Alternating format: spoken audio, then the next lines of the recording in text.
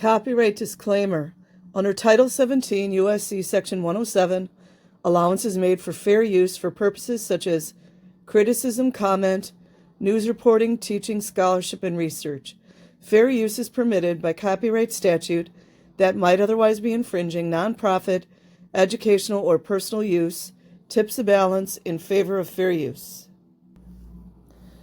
Okay, you guys, this is from Medium. Scientology and Me, Part 3, Leaving the Church. The Hairpin, published in the Hairpin. Dated November 19th, 2012, by Stella Forstner.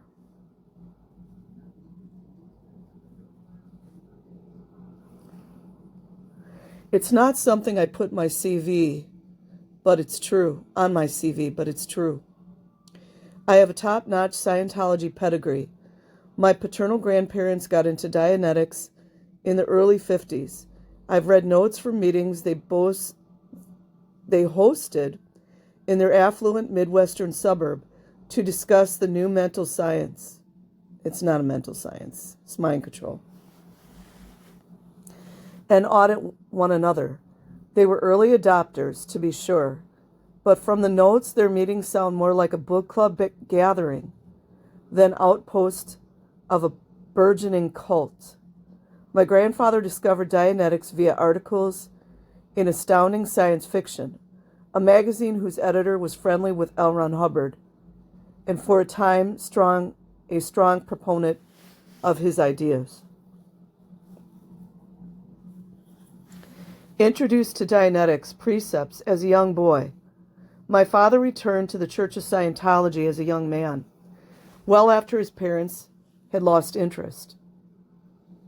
Scarred and shaken by the excesses of the 1960s, but still a believer in the ideas about human potential that he'd take from that era, my father found a guiding life philosophy in the church cult. When he met my mother at a Scientology event, she was 17 and escaping a terrible home life. There's a vulnerability.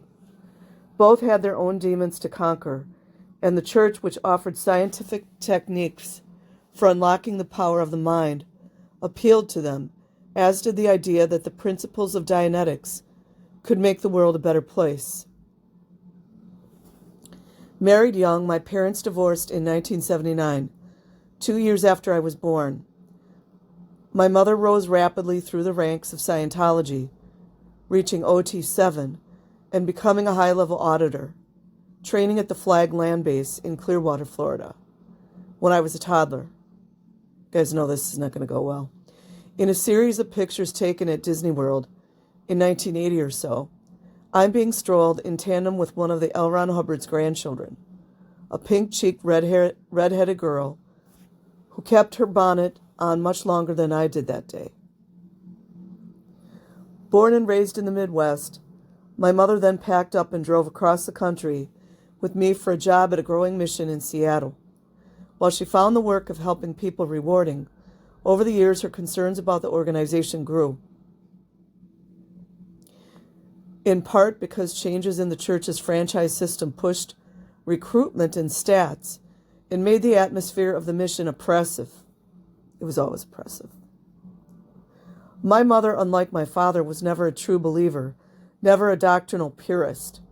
While she was on course at Flag, she was also part of a group of friends who, playfully mocking Hubbard's maxim that 95% of people are basically good, called themselves the Basically Evil Club. My mother was innately suspicious of anyone so serious about things that they couldn't take a joke, and she could get away with being a little irreverent because she was such an effective auditor, someone who could get results even on the toughest cases. All that is extracting blackmail material. But she was never invulnerable, particularly not at that specific time in the church's history. In 1982, according to Janet Reitman's excellent book, Inside Scientology, a young David Miscavige, the church's current leader, announced that independent missions like the one where my mother worked would come under the control of a new entity, the Religious Technology Center. This undermined the mission's power and earning potential. They could still offer courses in auditing, but they were now also required to send a quota of their clientele to the local org. The mission where my mother worked was taken over by a new head who put enormous pressure on employees to maintain and increase stats, employees that work at a so-called church. Numbers of people who came into the church, who signed up for courses or auditing, and who experienced wins, identifying and eliminating engrams, as I discussed in part 2 in their sessions. There was even pressure on the poorly paid staff to keep Dianetics on bestseller lists. When new editions were released, employees were expected to buy multiple copies. So that's how they got it to be a bestseller. When stats were down or not growing at the rate the center had set, someone had to take the blame, because narcissism, and someone always did, which is what my mother referred to as head on a pike syndrome. To understand how this played out, you must first understand Scientologist notions on ethics, in both the traditional sense of conduct and moral principles and the Foucauldian sense of institutional surveillance. Shout out to all you theory junkies. Scientologists believe that if you err in something, whether by acting against a moral code, through stealing or cheating, or simply showing up late for work, it is the result of an overt, a failure to be honest. If you have overts against individuals or organizations, and admit to them, including children, you guys, typically by writing them up and submitting them to the church, you are taking responsibility for your mistake. And any problems will cease. You will show up on time and stop stealing. But if you do not confess, like children are forced to do, you will instead find fault in the person or thing you have harmed to justify your bad behavior. Victim blaming. Have harmed to justify your bad behavior, and such behavior will continue. These beliefs create perverse incentives. If something is wrong, you should look at everyone around that thing, but not necessarily the thing itself. In the case of my mother's experience, the source of the problem of insufficient stats was found in too high goals or increasing public suspicion of Scientology, but in individuals who were assumed to be out of ethics. This is where it gets really perverse. That idea, that blame must be located within someone, justified an invasive surveillance regime adopted by both church leaders and staff members, who were encouraged to keep tabs on one another and report any questionable behavior. If you wanted to avoid being the head on the pike, you did your best to find someone else to put up on that pike. What a great environment.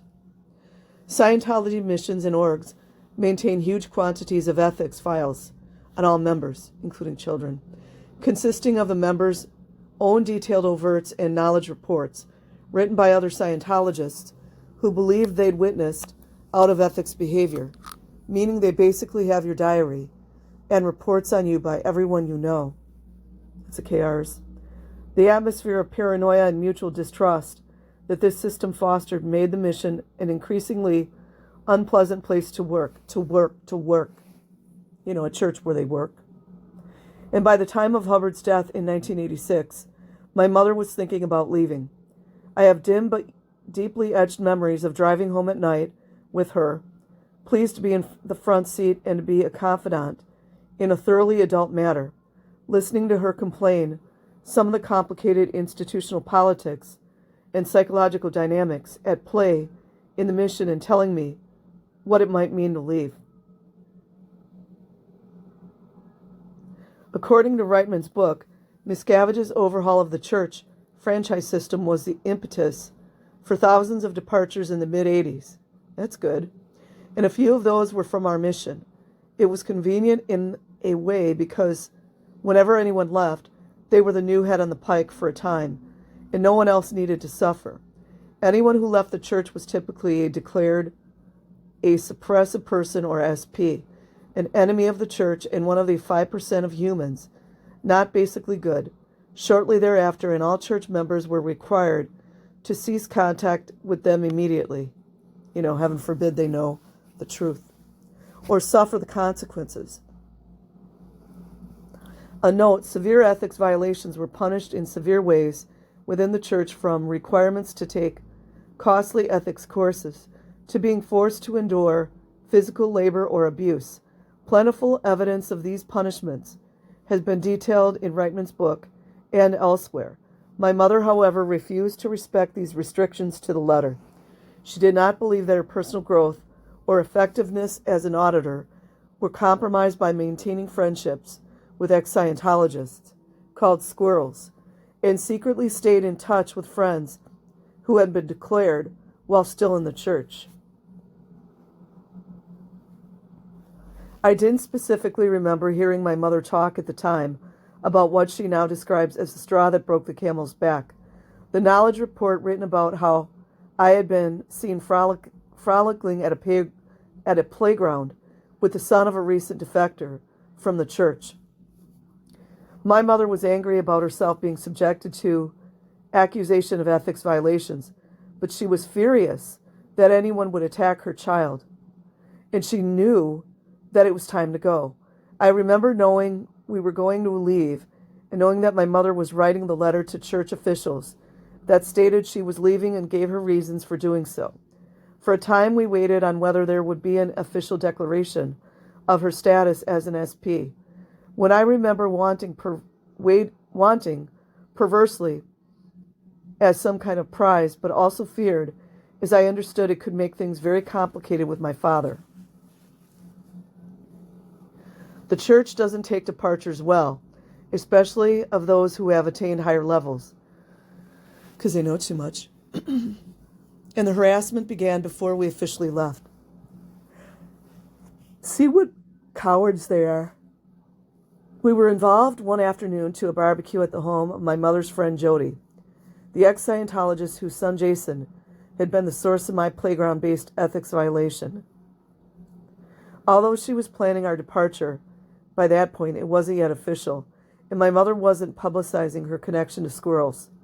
But someone had been tipped off, and before we left for the party, Jody called our house to tell my mother that 2 church members were parked in front of her house in a sedan, waiting to see if we showed up so they could report back.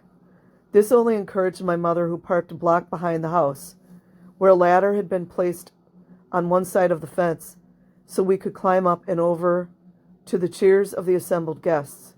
My friend Jason and I were delighted that spies were involved in our lives in any capacity, and immediately began our own espionage, observing them cautiously from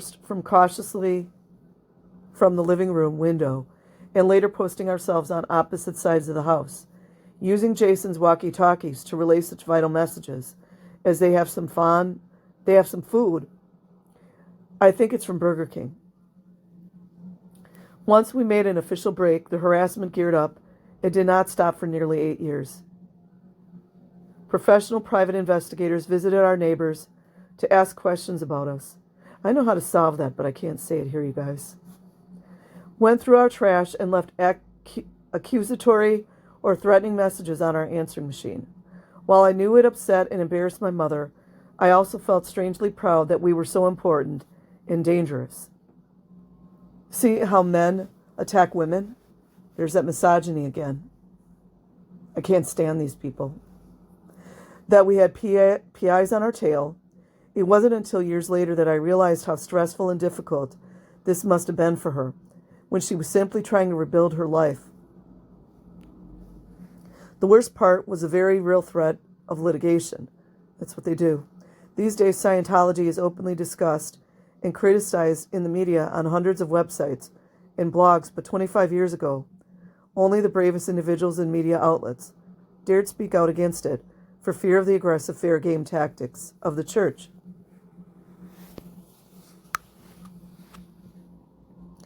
An example, a few years after we left, my mother started volunteering with an organization called Cult Awareness Network, CAN, which supplied information and referred deprogrammers to people concerned their loved ones had fallen into the hands of religious cults.